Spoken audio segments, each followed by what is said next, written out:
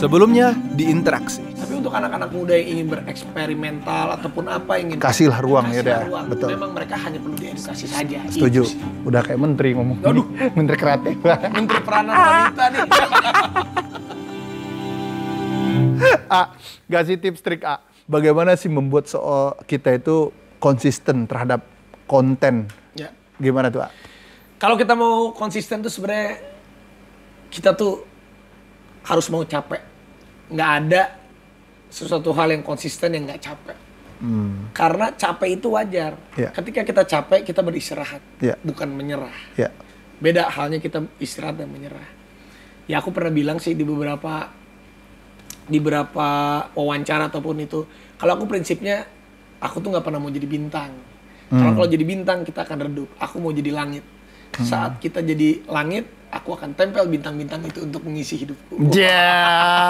Bukan bintang biasa, Bi. Jadi kalau kita pengen terus jadi bintang, nggak ada presiden sekalipun ada masa periodenya. Iya, betul. Jadi aku tuh nggak pernah, ya kalaupun kita jadi bintang sekali, ya itu rezeki. Tapi niatku bukan untuk menjadi bintang. Iya. Lebih baik kita menjadi langit. Mau badai, mau malam, mau pagi, mau siang, mau sore, kita tetap ada. Intinya kita harus bisa berdamai terus dengan keadaan. Berdamai dengan keadaan apapun. Kita harus beradaptasi dengan keadaan apapun. Dan kita harus capek. Kita harus mau capek. Tapi jangan capek bukan kita menyerah. Capek kita beristirahat bukan nyerah. Kalau kita mati baru kita menyerah. Iya. Ini dahsyat. Ini sebenarnya kunci dari sesi ini sebenarnya udah ya. Tapi ada situasi membuat orang ketika dikejar haters dia langsung drop. Itu dia tuh. Aduh. Dunia maya itu kita sama aja kalau berantem sama kita pukulin angin. Maksudnya kita kalau dikomenin sama haters ataupun ada komplain apapun itu, mental kita memang harus kuat. Contohnya seperti saat udah menduduki jabatan tertinggi di satu lembaga. Haters lovernya Raffi Ahmad. Aduh, ampun dah. Pasti sama halnya dengan apapun itu. Saat berada di posisi yang memang akan berkontribusi dengan banyak orang, pasti ada yang suka, ada yang tidak suka. Nah, kunci pertama kita harus menyadari dulu bahwa wah kita berada di posisi ini, ada yang suka, ada yang tidak. Saat orang ada yang nggak suka sama kita, ya kalau di media sosial menurut aku sekali kita memberikan statement untuk menjelaskan perlu, tapi bukan berarti untuk kita ributkan di sosial media, karena sosial media kalau untuk meributkan itu sama aja kita berantem sama angin. Menjelaskan satu statement, misalnya ada rasanya. Oke, misalnya ini kenapa sih? Kok KPI begini? Ya menurut aku diluruskan perlu, tapi nggak perlu kita direspon terus sedetail-detailnya. Kita sudah memberikan satu statement. Karena kalau kita berantem sama aja kita mukulin angin gitu loh. Oke. Nggak ada ininya juga. Gitu. Kalau saat ini dengan situasi begitu banyak, pengennya dikenal sebagai sosok apa inginnya? Harapannya nih? Nah itu tuh kalau ditanya itu aku bingung. Sebenarnya aku sampai detik ini sejujurnya aku tuh tidak merasa artis, tidak merasa selebritis. Aku tuh selayaknya orang biasa aja. Terkadang aku cuman menyadari bahwa iya orang kenal gue karena gue suka muncul di TV. Gitu aja sih sebenarnya. Karena cita-cita aku dari kecil nggak pernah terbersit untuk menjadi artis atau selebritis. Jadi saat aku sekarang ya alhamdulillah udah cukup banyak dikenal. Tapi aku merasa ya gue mah orang biasa yang kebetulan dikenal banyak orang aja. Gitu aja sih. Apa yang membuat Rans bisa bertumbuh dengan kreatif itu? Nggak semudah itu kan, bikin kreatif itu. Susah loh. Ya sebenarnya kalau kreatif itu spontanitas aja sih semuanya. Yang penting saat kita bisa berkreativitas dengan baik, saat pikiran kita dan hati kita juga berada dalam posisi yang baik. Itu adalah kesejahteraan, ketenangan, happy. Jadi aku selalu bilang sama istriku, sama keluarga, sama tim Rans. Yang paling penting kita harus happy dulu. Makanya aku tuh orang yang bodoh amat orang mau ngomongin apa. Karena kan capek lah kalau kita dengerin orang ngomongnya, nggak apa-apa. Yang penting selama kita jalannya benar, kita punya niat yang baik, udah lakukan aja. Kalau kita dengerin orang maunya ini, maunya itu, waduh, tangan kita cuma dua, kita cuma tutup telinga aja, tetap kita jalan. Yang paling penting kita harus happy, kita harus tenang, kita ngerjain apa yang ikhlas. Jangan ada iri, karena iri itu adalah penyakit hati yang paling buruk.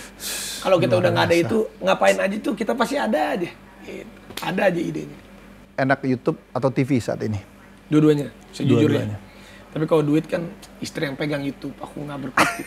Tapi sejujurnya, kalau duit sinetron aku, atau film aku, yang TV aku sendiri.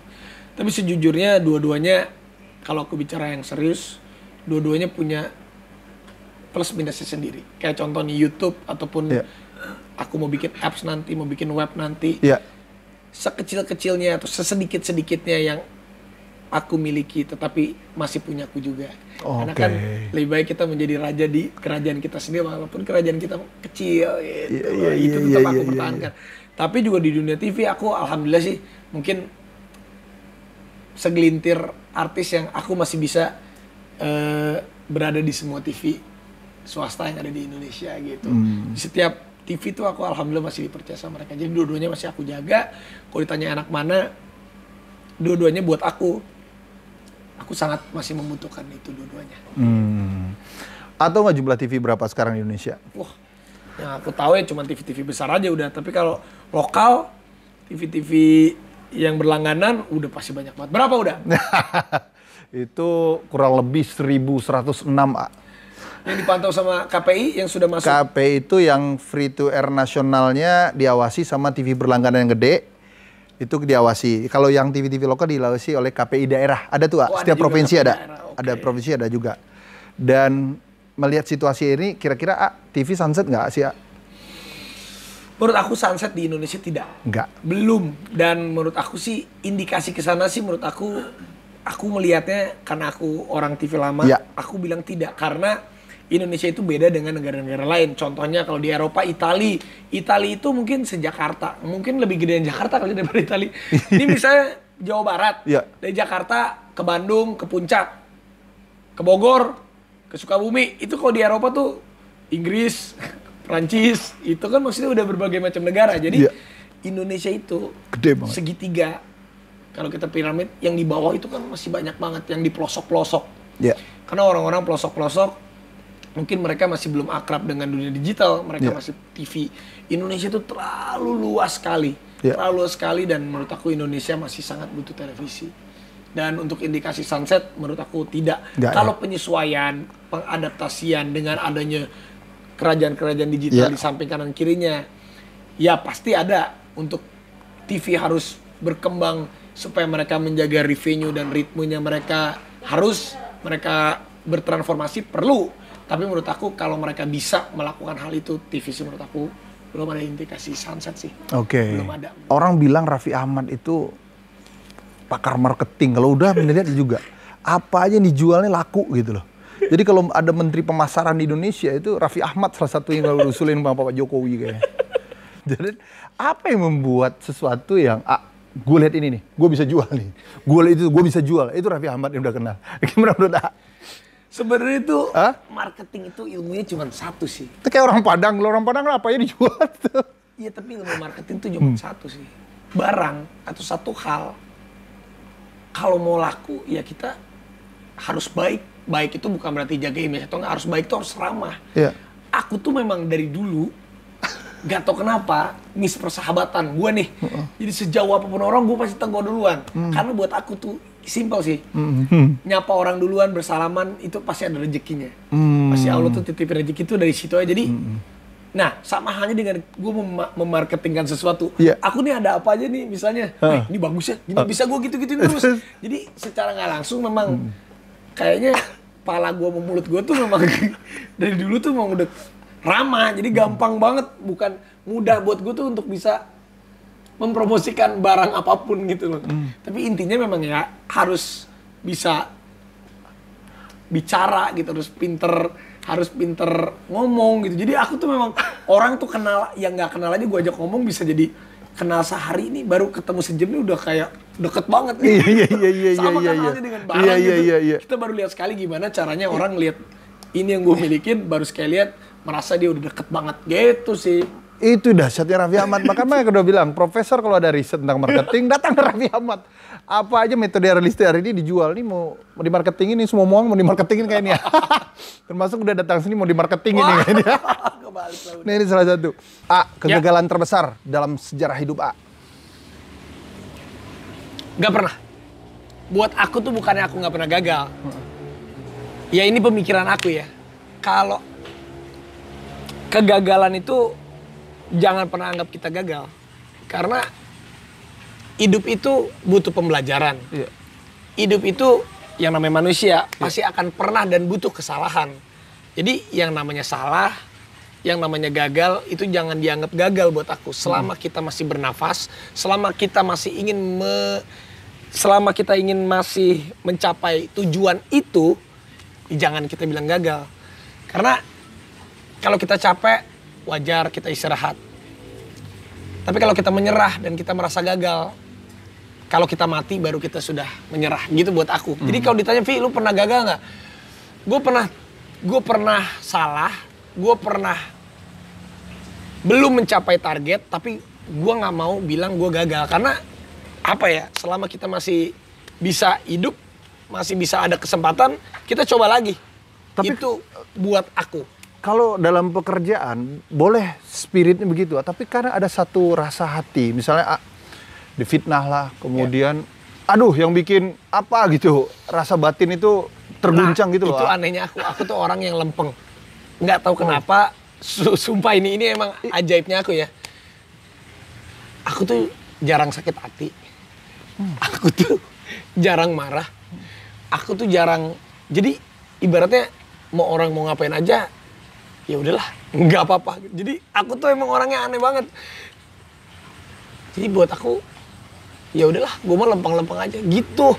Selama memang tidak dia melukai secara fisik, tidak dia menginjak-injak harkat dan martabat, tidak nyerang agamaku atau dia tidak benar-benar ke prinsip yang mendalam, dan karena aku tahu resiko aku sebagai artis akan menjadi ataupun jadi jangankan aku, udah aja pasti sebagai yang bekerja di satu lembaga tinggi negara sebagai di KPI kan pasti juga ada banyak yang wah kalau ini banyak yang suka, banyak enggak, banyak yang ini. Ya apalagi yang si artisnya, jadi ya kita sudah nauin pekerjaan kita apa, ya udah jalanin aja. Gitu sih gua tuh.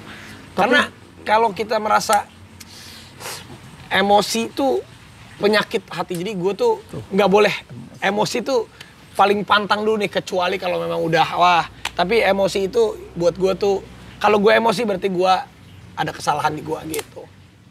Udah bisa jadi ustadz. Bener loh, golongan iman itu paling tinggi takwanya. Ngajinya aja payah. Nah terakhir ya, ini Rans udah gede banget. Sekarang apa aja bisnis yang lihat prospek lah dia selain Rans, apalagi ya? Di Rans itu kan tadi ada produk macam-macam tadi ya?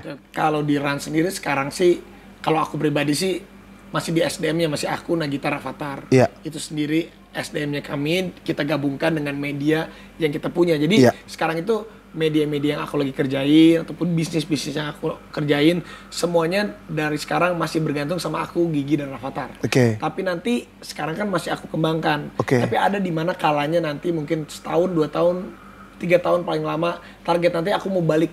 Jadinya kalau sekarang kan aku Gigi Rafathar di depan, medianya di belakang. Nanti aku akan balik medianya, bisnisnya, apapun aku ganti yang di depan, aku sama Giginya di belakang. Oh oke.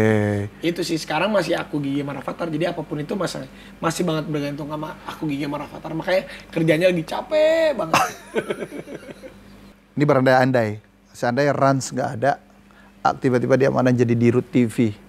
Apa yang harus lakukan dengan kreatif dalam kondisi hari ini ya, karena juga pelaku nih sebagai dirut, harus berubah apa, seperti drama Korea kah kita gitu yang gila-gilaan dengan sebuah skripnya, risetnya, ya mohon maaf udah juga pernah ngawasin sinetron kayak Tukang Bubur Naik Haji itu berhenti di angka 2186 episode. Betul. Terpanjang di dunia itu, Ra. Ya kan, iya betul, sebenarnya Indonesia tuh aku akuin ya, orangnya tuh sakti. Sakti tuh bisa selalu mengikuti industri yang paling cepat secepat-cepatnya. Contoh kan sinetron, ya ada di luar negeri, tapi kan sedikit yang hari ini syuting buat tayang besok. Di luar negeri ada nggak sih udah? Nggak ada kan sebenarnya. Mau India, mau di Thailand, mau di Bangkok, mau di Korea, rasa-rasanya cuman di Indonesia yang hari ini syuting buat tayang besok. Terkadang yang skripnya baru kelar jam 3 siang. Jam 4 malam 4 sore kita langsung syuting, besok tayang. Tapi ya kembali lagi, memang kalau industri aku nggak bisa ngomong apa-apa udah. Tapi sih rasa-rasanya buat aku kenapa kenapa sebenarnya sinetron kita ya maksudnya beda tema, beda apa, tapi eksekusinya sama semua. Ya karena kita nggak bisa melawan industri. Kita hari ini syuting, besok tayang. Yang penting ya secara cost lebih murah, ratingnya masih tinggi. Tapi kan kalau di luar negeri memang mereka sama orang Indonesia pun kalau kita dikasih waktu aja 3-4 hari untuk bikin satu episode, pasti dari kualitas kita juga akan jauh kita akan memiliki kualitas. Tapi kan nggak mungkin juga aku sebagai direktur TV stripping nggak boleh sinetron, kita harus punya regulasi baru. Kalau gue jadi direktur TV 3 hari syuting 4 hari, ya pasti kan ujung-ujungnya budget gimana uang kita bisa efisien menghasilkan ya, impact yang besar. Ya itu dia, memang kita nggak bisa lawan industri. Kalau untuk dunia perfilman, kenapa kita nggak bisa maju ya? Belum. Sekarang kan alhamdulillah kayak XX1 bioskop udah mulai ya. Banyak. Aku sangat mendukung semakin banyak bioskop buka. Ya. Semakin banyak bioskop buka, semakin berpotensi kita mendapatkan penonton dengan jutaan yang lebih banyak. Karena layar kita kan semakin banyak. Sekarang kan layar kita kan juga ada film bule, ada film apa. Ya sebenarnya permasalahannya itu dari dulu film AADC misalnya box office-nya zaman film AADC hanya segitu. Sekarang kan karena layar udah banyak kan lebih banyak lagi yang box office. Tapi itu sih udah kalau di dunia televisi ya susah juga. Aku bingung kalau ditanya gue jadi direktur mau ngapain. Bingung. Karena semuanya industri di Indonesia tuh memang sakti sih menurut aku. Nggak ada sih sinetron acara yang hari ini syuting. Kembali ke real life. Dalam kondisi ini kita harus fair. Drama Korea Selatan tuh gila banget sekarang kan. Bagus banget. Kalau sinetron kita ketinggalan 10 episode masih bisa kekejar ya. Bener. Ya kan? Bener. Masih bisa nyambung lah. Bener. Ini kenapa nih gak ada masalah sambungannya si Anun. Tapi kalau coba satu aja tinggal ada sesuatu yang gimana gitu. Mungkin menurut gimana? Memang apa sih riset di kualitas film kita atau apa sih yang menjadi masalah? Walaupun udah mulai ya sekarang ya. Sebenarnya kalau menurut aku ya kalau di TV itu ya karena kita mengikuti regulasi industrinya yang seperti ini gitu. Memang ya kecuali kalau semua TV rame-rame ya udah deh kita bikin regulasi baru, syutingnya strippingnya jadinya syutingnya harus 3 hari 4 hari jadi kualitas beda. Tapi kan ya nggak bisa juga kalau efisiensinya syuting hari ini cuma bilangin gila lu 1 hari 1 episode tayang besok itu hebat banget. Iya. Itu sakti itu tuh ya. Itu sakti cuma di Indonesia. Hanya di Indonesia. Gitu. Oke. Itu kita harus ambil positifnya di situ. Itu cuma di Indonesia. Karena aku ketemu waktu itu misalnya waktu ke Korea, aku ke tempatnya Super Junior dan lain-lain, terus aku ketemu artis-artis yang luar negeri. SMN. Sinetron di Indonesia syutingnya sehari ini besok tayang. How come? Gimana cara bikinnya? Semua itu bertanya-tanya. Tapi itu hebat Indonesia. Hampir di akhir cerita nih, Ran sudah gede, pernah bermimpi bahwa 40 tahun mau pensiun. Sebenarnya bukan pensiun melepaskan semua, aku merasa tuh aku juga pengen punya hidup yang bebas. Yang bebas tuh kalau sekarang kan aku dikontrol ya, ada time management. Ya, hidup itu untuk kerja. Betul. Aku tuh dari umur 13 tahun sampai sekarang umur 33 tahun, 20 tahun tuh aku kerja tuh setiap hari yang ya memang aku mau kerja. Kayak sekarang gitu contoh. Tapi aku menerima kok segala konsekuensinya. Contoh sekarang aku megang acara 1 hari 4 atau 5 acara. Pagi di sini udah kayak robot gitu. Tapi kan ya aku juga pengen suatu saat punya target pensiun tuh dalam arti kata kalau sekarang aku kerja bener-bener kerja. Banting tulang. Aku pengen di umur 40 kerja dunia entertain tuh jadi hobi aku yang aku bisa banyak mendedikasikan waktuku di tempat yang lain untuk keluarga, untuk sosial, untuk yang lain gitu loh. Sebagai bonus session katanya, ibarat ngejam main band nih. Silakan mau tanyain apa tentang Uda? 1 pertanyaan aja. Oke. Untuk Uda kan di KPI ini sudah menjadi orang yang bukan orang lah, sosok yang melegenda. Ini skrip film nih, Bi. Tapi Uda, aku mau nanya nih, sebagai salah satu oknum yang berada di satu lembaga tinggi negara yaitu di KPI, paling pusing saat menjadi ketua KPI apabila kalau lagi ada masalah apa? Masalah yang paling berat itu adalah berbenturan dengan jurnalis. Misalnya ada live ketika ada kerusuhan dulu, masih ingat nggak? Iya. 2016 akhir waktu itu. Iya. Dan semua TV breaking news live. Betul. Nah itu kan puyeng dalam satu posisi kalau ini digaungkan terus nih gaduhnya makin gede. Nah satu sisi kita kan nggak boleh mengintervensi konten.